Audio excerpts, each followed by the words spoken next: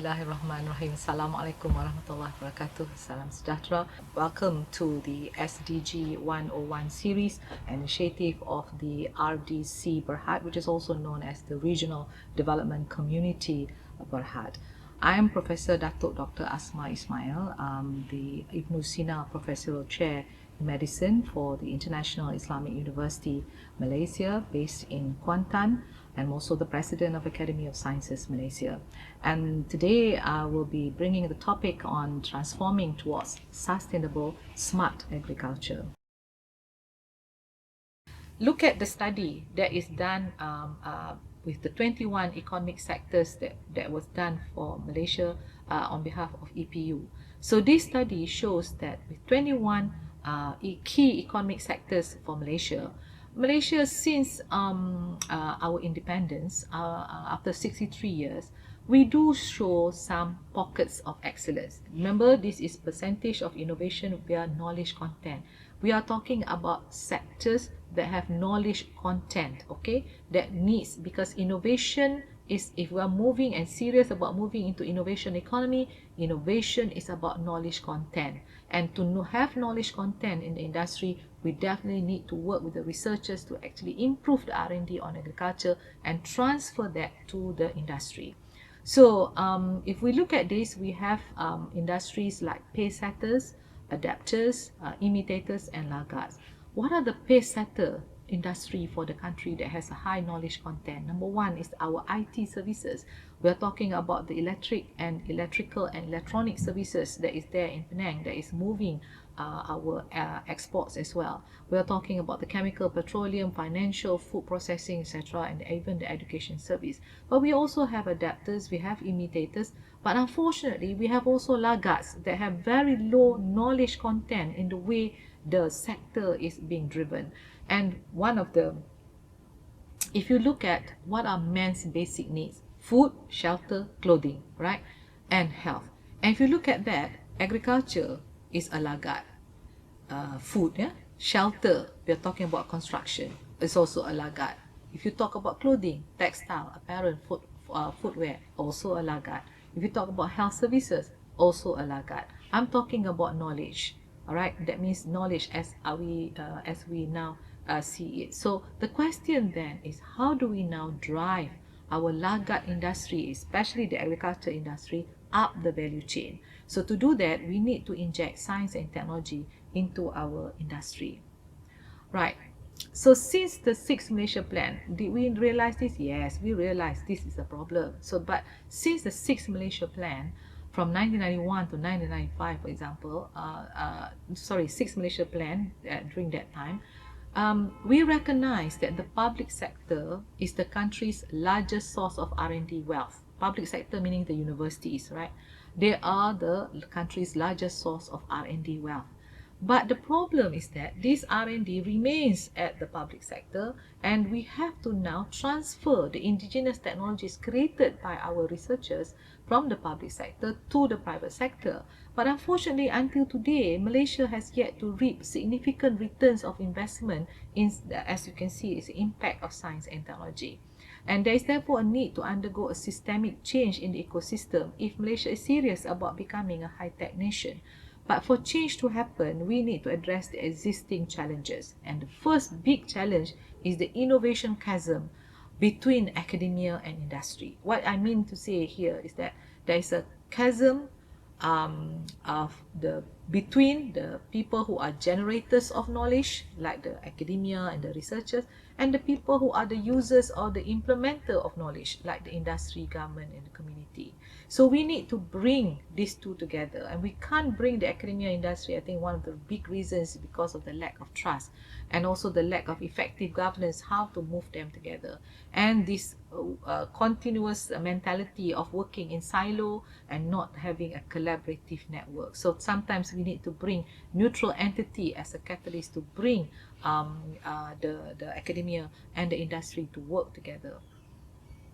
So if we continue to do this since independence, so the question is, what is going to be different this time around? How can we change? How can we bridge the innovation chasm as we see it? Right? So what we need to see now is that we need to link science and technology to economy. So all this while the R&D is not exactly linked to the economy, so we need to link that. And how we link that is by the new idea framework forwarded by Academy of Science in Malaysia, which is a 10-10 science, Malaysian Science, Technology, Innovation, Economy framework, right? And to do this on a collaborative effort. So this new idea of bringing this linking or integrating between science and technology and economy, how we do this to drive Malaysia towards smart and sustainable agriculture is one of the factors that can be done. And this 10-10 Malaysian Science, Technology, Innovation, Economy framework, essentially forwarded by Academy of Science, is now approved by the National Science Council in February and in Cabinet in August, and recently launched by 𝗧cie𝗽𝗶𝗰 on December 8, 2020. What it means here is that this on the left, under science and technology drivers, we are saying now there are 10 technologies that will now be usable till 2050, and that technology is in 5G, 6G, in sensor, in 4D, 5D printing, advanced material, artificial intelligence, cybersecurity, data analytics, blockchain, neurotechnology, and bioscience technology.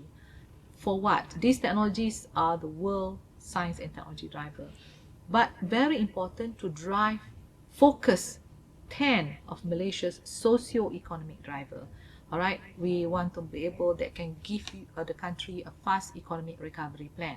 One is in energy, the other is in business, financial services, culture, arts and tourism, medical and healthcare, smart manufacturing, smart cities and transportation, food and water, agriculture and forestry, education, environment and biodiversity. So what we are saying here is that if you are a center of excellence that focuses on 5G, 6G, essentially you can move all of the 10 socio-economic driver. But if you are now in the area where you want to move the entire agriculture value chain, agriculture and forestry, you need now to combine the technologies, right? The 5G, 6G, the sensors, the blockchain. You need to combine the technology. In short, we can no longer work as one. We have to now be in a collaborative environment in order to drive the agriculture industry. These will be the niche areas to move the 10 socio-economic driver. So for agriculture, for at least until RMK12, we are now moving for high value seafood, for premium tropical fruit, local agriculture input like fruits, vegetables, making the seeds. We are looking at the supply chain, the local superfood, and also changing the waste from agriculture, see whether we can change that to gold by creating innovative products. And this is an example of how we use the 10-10 My STIE. Essentially, what I have laid down showing to you in the center are the 10 technologies. If agriculture wants to catch up and use drone-enabled precision farming, it needs to use technology 1, which is 5G, 6G, technology 5, which is basically advanced artificial intelligence, and technology 7, which is data analytics. So basically, this is what we're trying to say. We need to combine all these technologies to create blockchain technology, to create molecular genetics, and develop new viable mass production crops, or etc. If we want to now leapfrog and create automated precision farming, machine-to-machine communication via 6G network, we again need all the technologies 1, 5, 6, 7, 9, 10 to combine and then be able to now drive that particular technology. Nobody can work alone to provide the solution to agriculture now. Basically, we need all to collaborate. So that is the message at the end of the day. And these are some of the local case studies. For example, the growing of harum manis, agro-technology in Perlis by UNIMAP. So where plants are now bred in greenhouses using IoT sensor and wireless systems for temperature, humidity, soil moisture, etc. And they also have imaging that can now detect which plant is already having the harum manis that is ready for picking. So we can also do this now with smart agriculture. Then there's also Nano Malaysia also have created nanotech-enabled drones and fertigators. So the Cameron Highlands tea plantation, the farmers no longer have to climb the hill to be able to do the spraying of the fertilizer. By using the drones, it can now fly up the Cameron Highlands and be able to now spray the necessary pesticide. Then we have the smart livestock farming. Now we can have smart poultry farming in Kuala Selangor. Essentially, this is an area that shows all this that can now be able to monitor and feed the chicken. You can differentiate which one is not well. It can now say which of the chicken is sick and remove that chicken immediately so that you don't have any problem with the livestock. And we can also now use the same technology with IoT sensor to also be able to change the manure of the chicken and change that to organic fertilizer to mitigate environmental impact from the manure and the smell, etc., that can affect the environment. So these have been done. Then MIMOS has also done an IoT-based smart aquaculture in situ shrimp farms that we can now put the necessary fertilizer, temperature, etc., to maintain a good shrimp farm. In Semenyih, we have homegrown farms. I said before, one of the best things about vertical smart farming is to bring the food to the people. So you can also combine that together with growing a fish in the tanks, and then the fish water from as a result from the fish can now be recycled and moved to be the fertilizer for the vertical farming. So, and the whole thing is recycled, so you can use this. So these are some of the examples that perhaps can be used for community projects that can now be done using the injection of science and technology. So therefore, ladies and gentlemen, as we move forward, we can see that if we can increase the production of food to the point of increasing exports, we can definitely strengthen the ringgit and our economy in general. And we will therefore increase the incomes of the farmers, and we can also decrease the cost of living and improve the quality of life, because everything now is done with minimal wastage and affecting can be done in a sustainable way. So we can also, to increase the food production, we can use disruptive technologies, and this is now necessary in order to attract the young talent to the industry. And basically, if we start to use this kind of technology, growing in the green, in a different kind of environment with vertical farming, it will.